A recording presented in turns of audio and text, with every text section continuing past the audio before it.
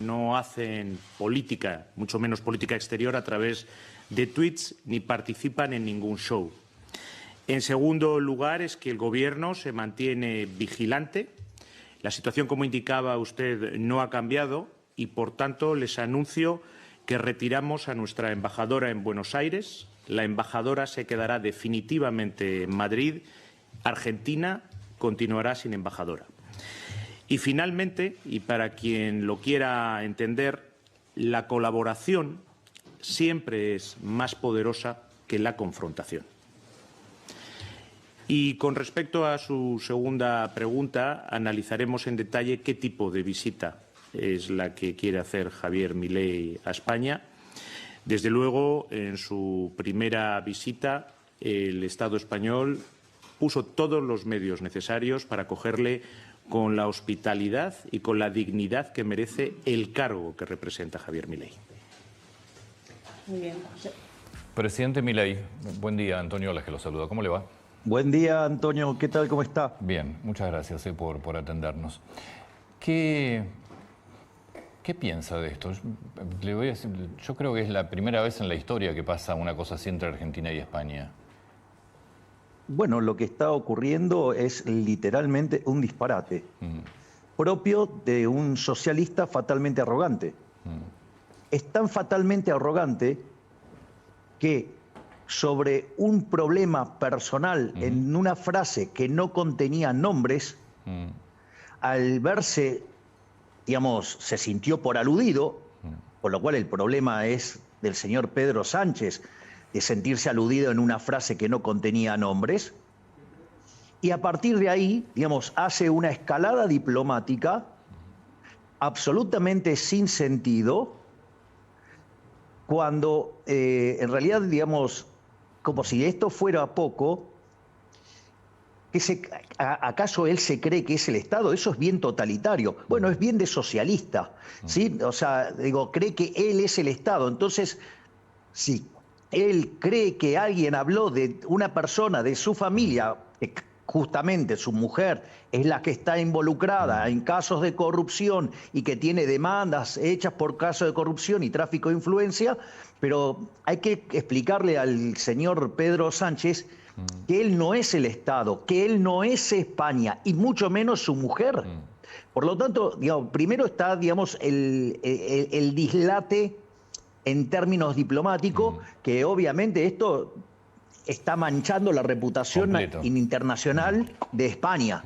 Y está dejando el tipo de personajes siniestros que son los socialistas y lo arrogantes que son por creerse que esa persona es el Estado y que nadie le puede decir algo. Esto es respecto a este punto. Sí, pero un segundo, Antonio. Sí, por favor. Ahora, esto no viene esto no es nuevo. Durante la campaña electoral, porque él llora interferencia en la política, lo cual es falso, porque yo fui a dar una charla sobre socialismo versus capitalismo.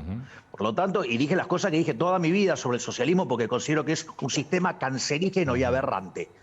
Pero nada, digamos, o sea, ahora si él se hace cargo es otro problema. El otro tema es el siguiente. Él hizo campaña para Massa abiertamente.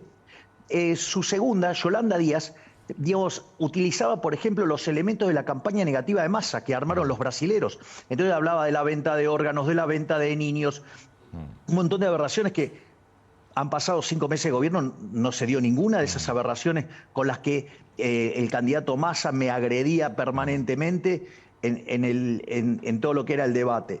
No solo eso, sino que además, cuando ganamos, no tuvo el decoro el presidente Sánchez de llamarme por teléfono. No solo eso, que no tuvo el decoro, porque parece que la democracia es si ganan los rojitos como él, si no, no es democracia. Es decir, la democracia son ellos. Conoce el modelo autoritario ese. Digo, seguramente debe estar muy contento con Venezuela, digamos, con Cuba, con Corea del Norte. Seguro que esos lugares le deben caer bárbaro. Pero claro, como yo soy liberal libertario, eso a él le molesta profundamente. Pero no solo eso. En el último mes comenzó con una andanada de agresiones hacia mi persona. Arrancó con uno de sus ministros, con Puente, que, entre otras cosas, me acusaba de ingerir sustancias y cosas por el estilo, o sea, una acusación muy grave. fue tan grosero lo que hicieron que le salió mal, y ahí el ministro tuvo que recular un poco. Como eso le salió mal, empezó a mandar a agredirme a mujeres. O sea, el presidente Sánchez es tan cobarde que para tratar de agredirme, me mandó a hacer agredir por mujeres. Entonces, entonces se me dijo ultraderechista, que para ellos es decir nazi, digamos, o sea, se me dijo fascista, se me dijo xenófobo, misógino, se me dijo un montón de cosas, un montón de agravios, o sea, se me dijo anticiencia, cultor del odio, es decir, toda la catarata, digamos, del rosario de insultos que manejan los socialistas y que son falacias ad hominem para descalificar a la otra persona y nunca pueden probar nada. Es decir, cuando usted, digamos, no adhiere a algún punto de los que ellos sostienen como dogma, usted va a ser descalificado y va a ser estigmatizado. Ese es como trabajan ellos. Es más, una de las ministras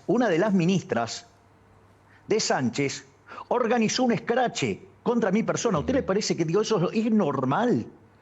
Y como si todo eso fuera poco, como yo sabía que esto... A ver, atrás de todo esto está el kirchnerismo también. Sí, bueno, el asesor de Pedro Sánchez, ese es el expresidente Alberto Fernández. Ayer Alberto Fernández lo desmiente esto. Sí, de bueno, hecho, no, que le va a decir que es verdad. Psicológica. Veo que está, digamos, o sea, no demostró ser bueno en temas de derecho penal, que su especialización da recomendaciones en términos psicológicos. Fabuloso. Ahora, presidente. Pero un segundito más, Antonio, por favor.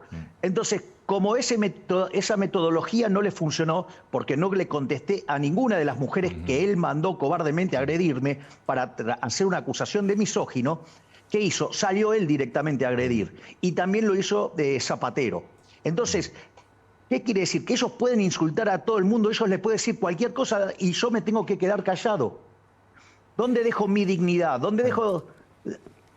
No, a ver, esto está claro desde lo personal. La gran pregunta es, yo no recuerdo un momento de la Argentina que tuviera España que haya retirado la embajadora o el embajador. Digo, y bueno, pero ya vio, los socialistas son capaces de hacer cualquier cosa. ¿Cómo sigue esto? ¿Cómo se restablecen las relaciones diplomáticas lógicas entre un país como España y como la Argentina con la relación que tienen en la historia? A ver, en ese sentido, a mí le diría que hay un vínculo de largo plazo y estructural.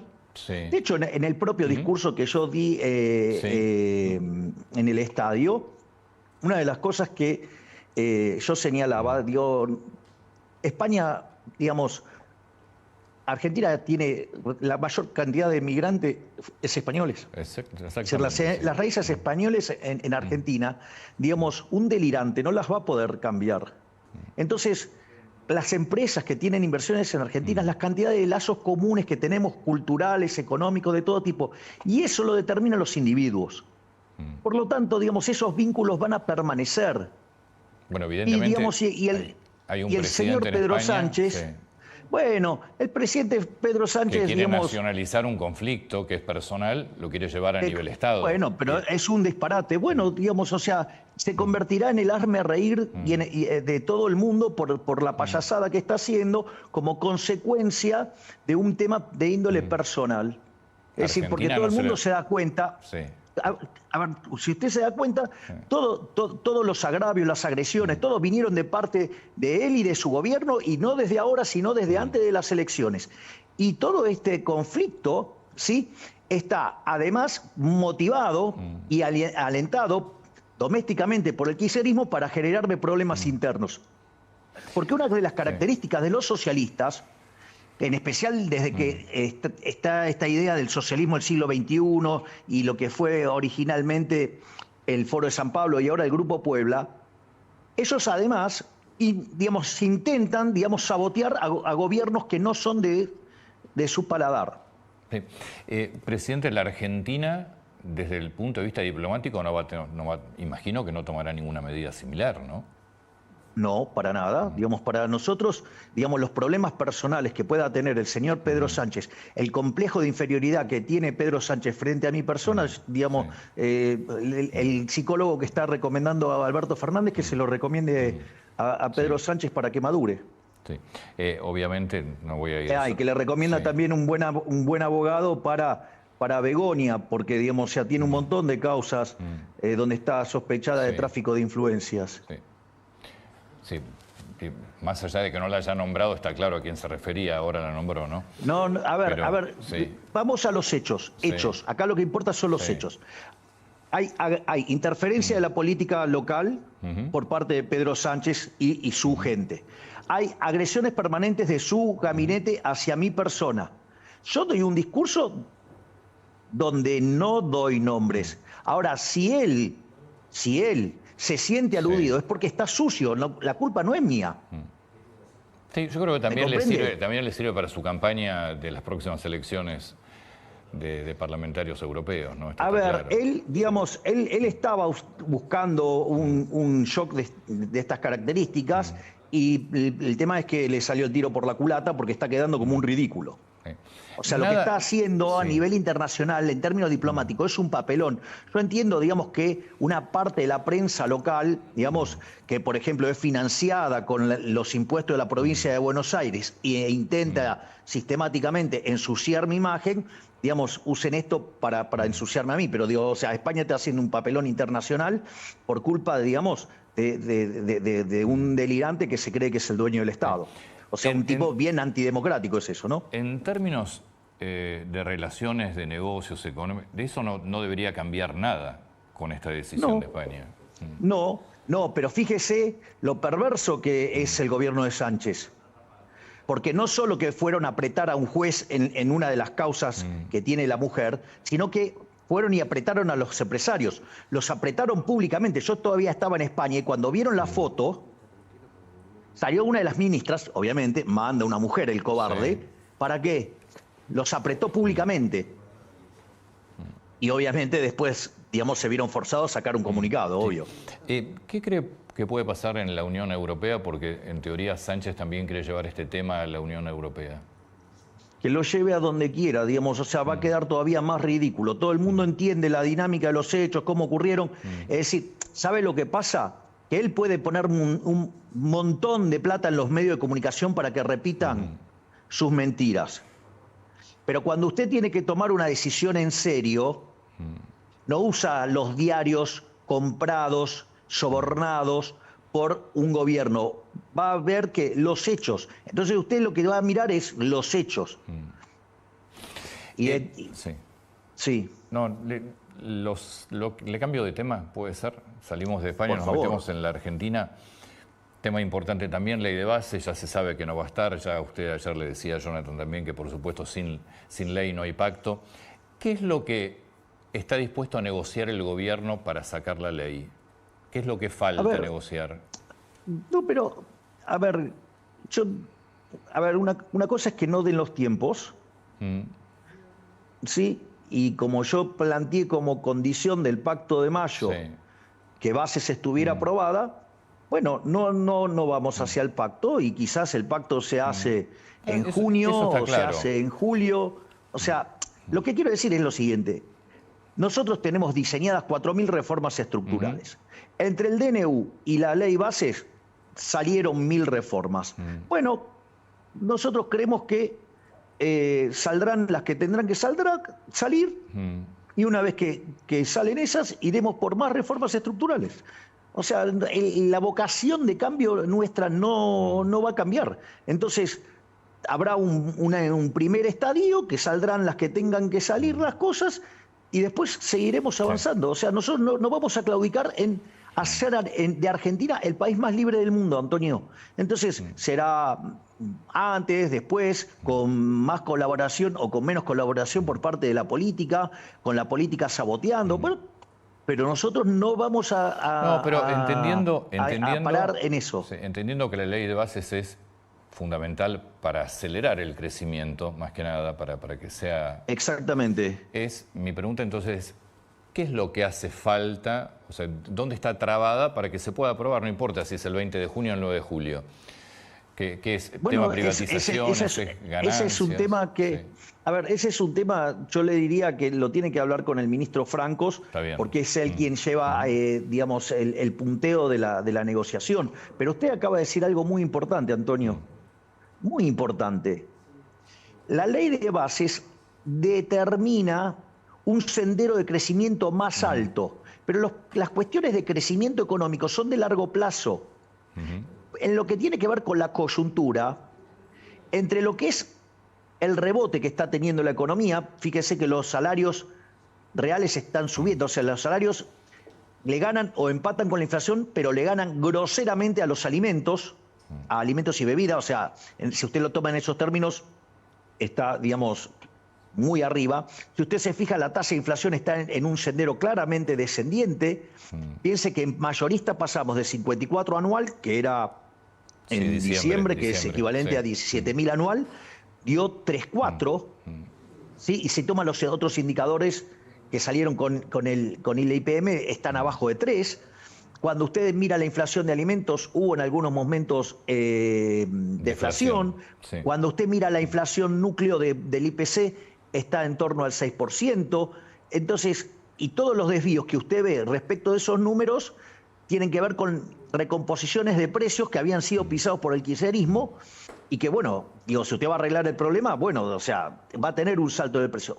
Con lo cual nosotros estamos logrando un sendero descendiente de precios y corrigiendo precios relativos. Por lo tanto, usted tiene una mejora del salario real. Las jubilaciones están ganándole a la inflación, porque como la inflación está a la baja y vienen corriendo de atrás, están subiendo en términos reales. O sea, eso le va a estimular el consumo. Usted después, una vez que se liquiden los stocks que se generaron en la última parte del año, usted va a tener un rebote por recomposición de stocks.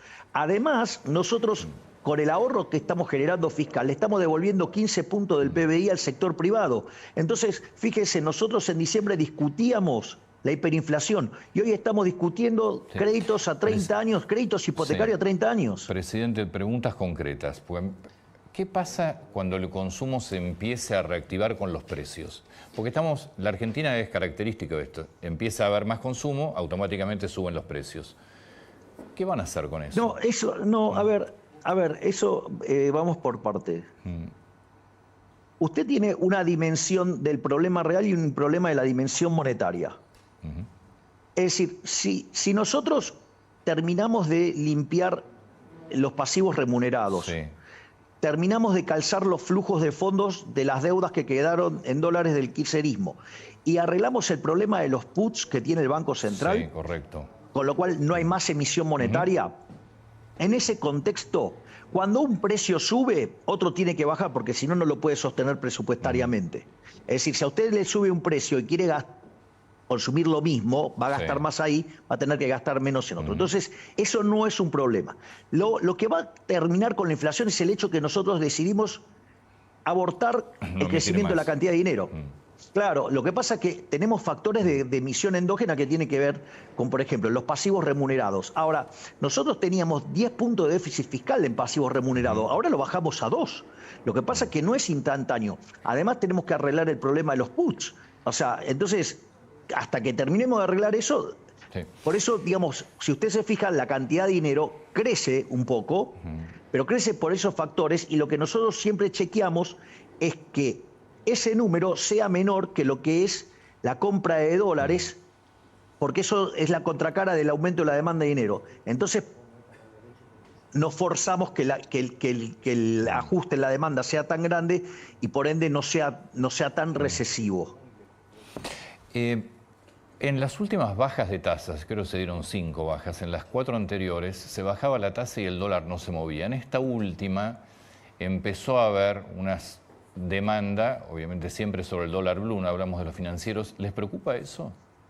No, porque si usted toma el tipo de cambio que yo sugiero, digamos, después si quiere lo usan, si quiere no lo usan.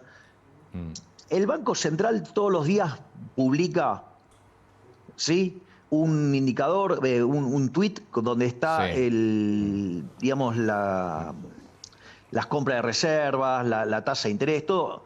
Está el tipo de cambio, que es 9, póngale 9.30. Sí. Si quiere le hago la cuenta acá, espere que agarro la calculadora. Entonces, tengo, espere que... Sí, esperamos, tranquilo. Sí, yo necesito.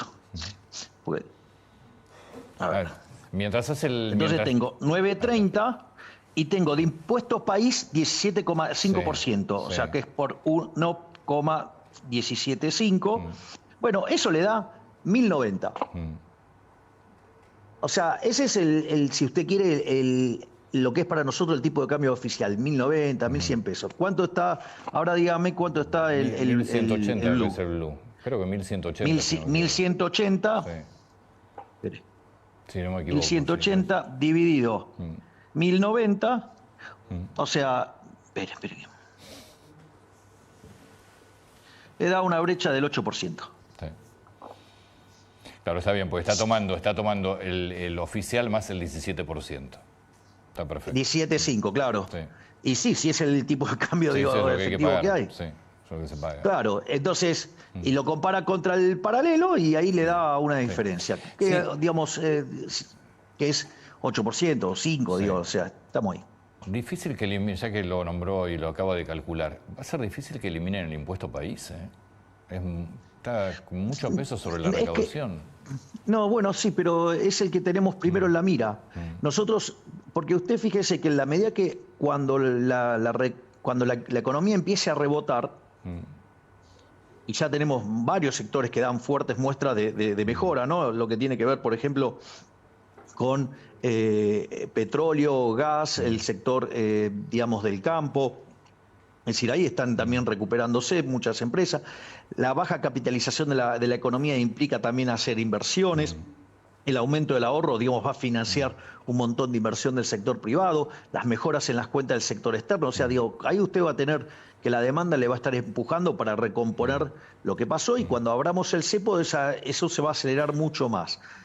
Ese rebote y aceleración e inicio de crecimiento de la economía, lo que va a hacer es generar mucha recaudación fiscal.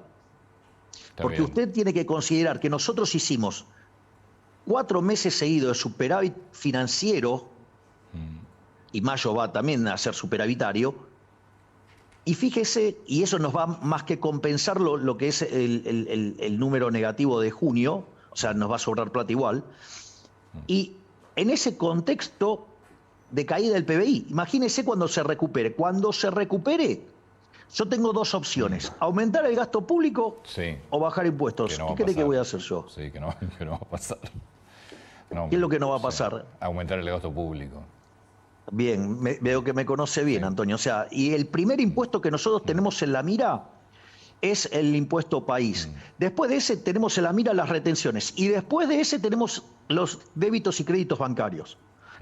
Que son, fíjense que yo recurrentemente me he negado a coparticipar esos impuestos. ¿Por qué? Porque si los coparticipamos no los puedo bajar más. No los saco más. O sea, el primero es el impuesto país, segundo retenciones, y débitos y créditos el último. El último. Bien. Presidente, muchas gracias. Tengo el libro acá, que le quiero agradecer porque me lo ha enviado y lo estoy mostrando en pantalla. Se lo digo, gracias y además, gracias por la dedicatoria. Más que merecida. como ese lo vamos a estar presentando mañana en el Luna Park. Es decir, la gente puede retirar las entradas por Plaza Roma a partir de las 16:30 y las puertas del estadio se abren a las 18 horas. Y le cuento, voy a estar con José Luis Espert. O sea, voy a presentar el libro y después vamos a tener un living en el cual vamos a hablar. Y le digo algo.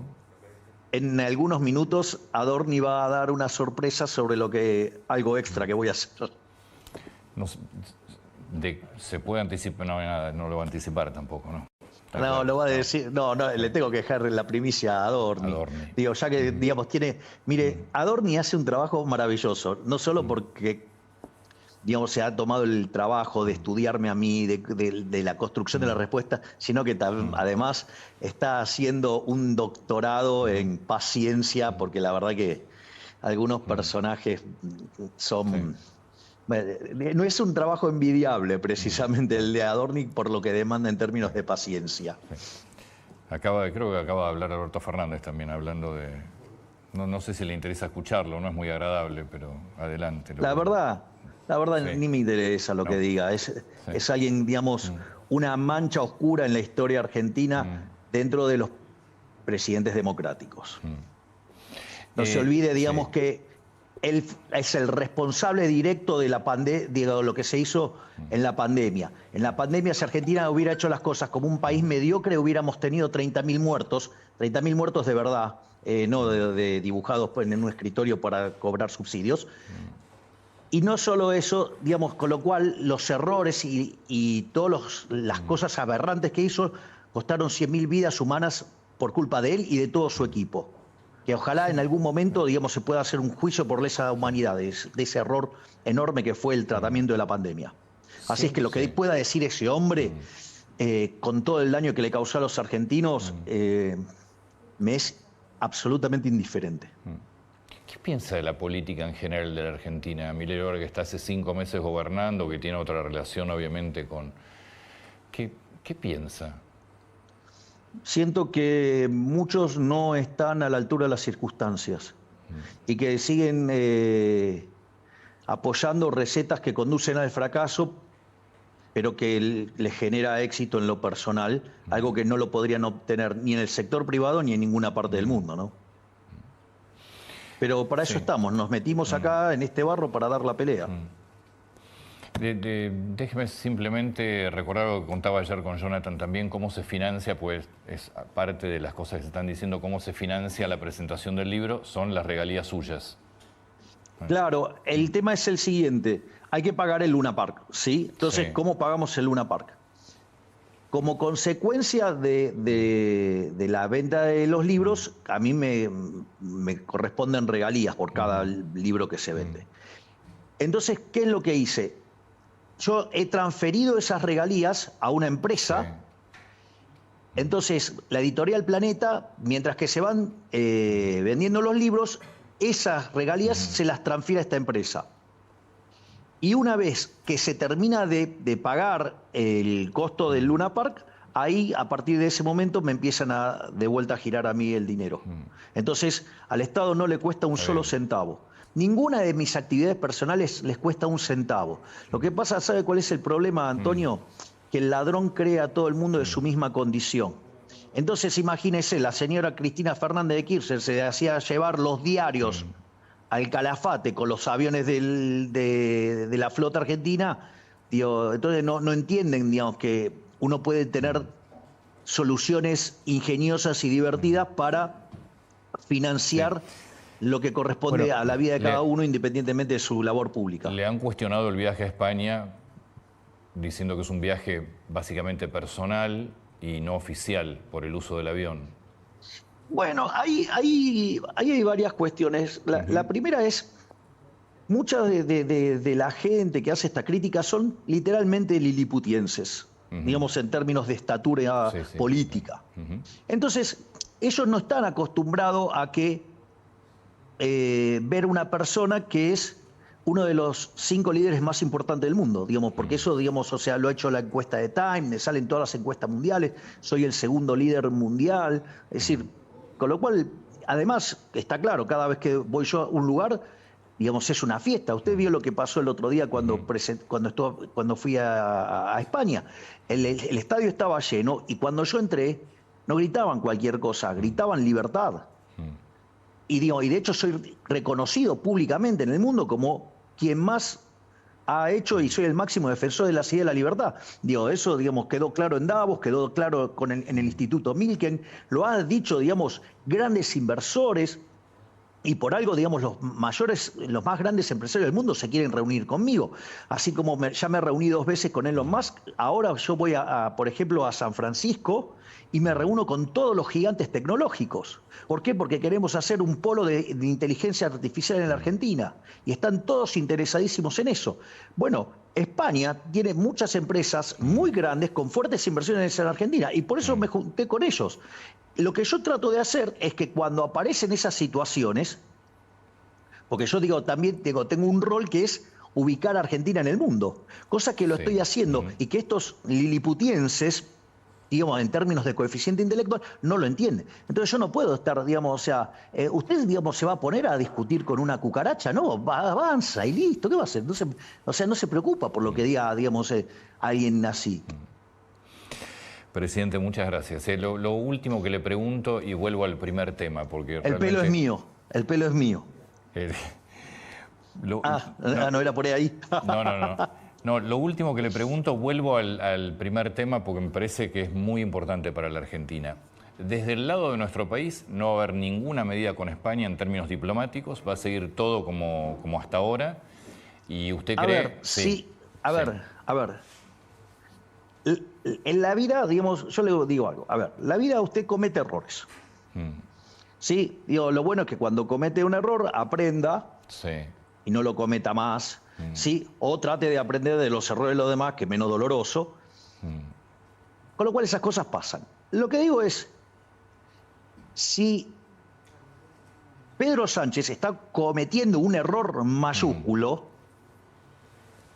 yo no voy a ser tan imbécil de repetir semejante error. Con lo cual nosotros mantenemos todo como hasta ahora. Y si el señor presidente Pedro Sánchez quiere seguir insistiendo en esta aberración, bueno, es un error que lo va a tener él. Digamos, de nosotros no va a encontrar el error. Los que no están a la altura de las políticas internacionales son ellos, porque evidentemente cuando usted toma todos los hechos, está claro quién es el que está en falta.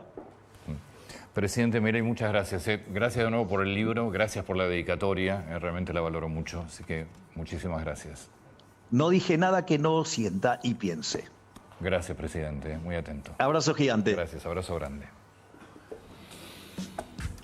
Darío, Rubén. Bueno, muy importante me parece, Antonio, es genial, estupendo tener el testimonio justo.